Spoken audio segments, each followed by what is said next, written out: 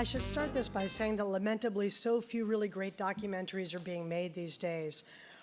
Partly there's no money, partly and there's no venue. There's just not enough support for that kind of journalism, and it's so powerful that that's really a shame. And I sometimes think that because there are so few resources to do this kind of journalism, that people want to reach like this far when they do one. So they take on these very broad topics, you know, the banking industry, the food industry, the military-industrial complex, you know, immigration, education, in the sort of broadest way they can. The documentary that we're honoring tonight, Crime After Crime, stands out for its simplicity. It is a story of one woman incarcerated for years for the role in the death of her abusive boyfriend. But it's the story of so much more than that. Thousands of women are quietly adjudicated and punished for a crime that is so much more complex than the charges suggest. The story of Debbie Plager was discovered by two land use attorneys who saw a phenomenal miscarriage of justice and wanted to help her out. She was serving life in prison for first-degree murder, and she'd trying to repeatedly escape her abuser, but getting nowhere, even when she turned to the police. Facing the death penalty, she pleaded guilty. She ended up serving a life sentence. The woman her lawyers met in jail was, anything but the stereotype of rotting in jail. This woman was very much alive. She was helping others. She was charismatic. Her generosity stood out. She made most of her time in prison.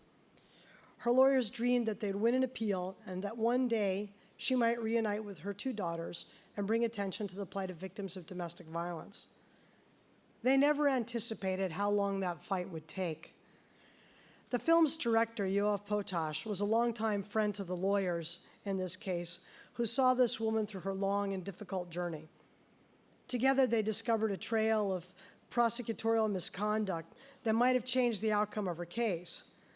She was incarcerated for so long that the law in California dealing with domestic violence actually changed while she was in prison.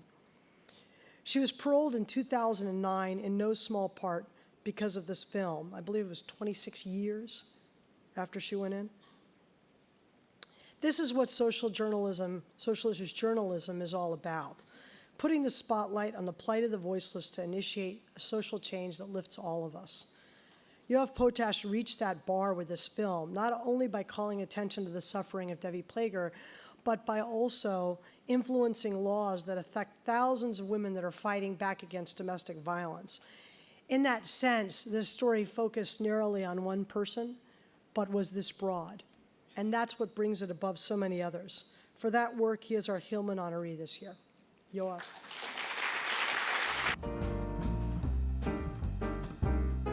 All right, well, as long as Rose is encouraging everyone to support documentaries, I want to let you know you can walk away with this DVD tonight.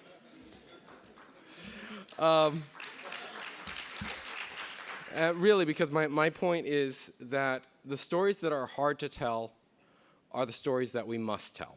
And to make that point, I want to try to tell you two really quick stories and make a pitch. The first story is just, when I was a kid, I ended up watching a lot of 60 Minutes because my parents had the remote control. But it is such an honor, and I think you can just guess that doing so, watching 60 Minutes as a kid, affected me, affected my worldview, and it's such an honor to be here receiving an award that I know people from 60 Minutes and many other serious investigative journalism outlets have received in the past. Second story. A 15-year-old girl by the name of Michaela ended up seeing my film last summer. And she walked out of that theater full of as much conviction as a 15-year-old young woman can have, which if you're a parent, you know is a lot. And she decided she was going to organize her own Crime After Crime screening. She invited her state senator to come, and as a result, New Jersey Senate Majority Leader Loretta Weinberg has introduced a new bill called the Domestic Violence Survivors Justice Act in the state of New Jersey.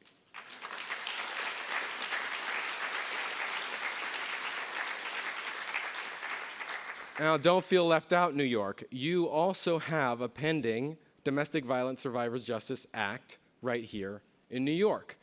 And the reason why I'm bringing all this up is, well, let me go to my pitch now.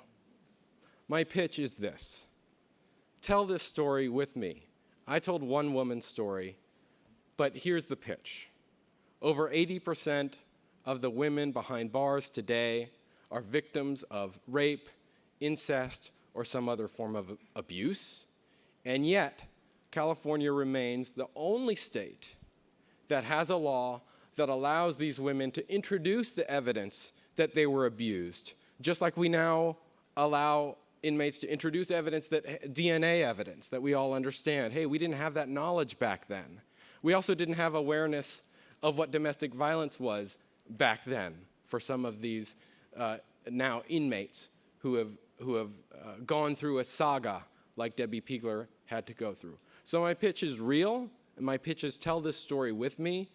Thanks to the generosity of institutions like Sundance Documentary, Foundation for Jewish Culture, the Bertha Britt. Connect Fund, and the Fledgling Fund, we actually have funding to do this together. So we could do, I would be remiss if I did not make a pitch in front of a room full of journalists to say, cover it in print, I'll cover it in video. Cover it in radio, we can work together. Let's tell this story. Let's continue to make a difference. Let's continue to tell the stories that matter. And for those of you who are here not as journalists, but simply as consumers, keep reading, keep watching, keep listening to the stories that matter. Because by doing so, you enable us to tell these stories, and we cannot have a true democracy without these stories. Thank you so much.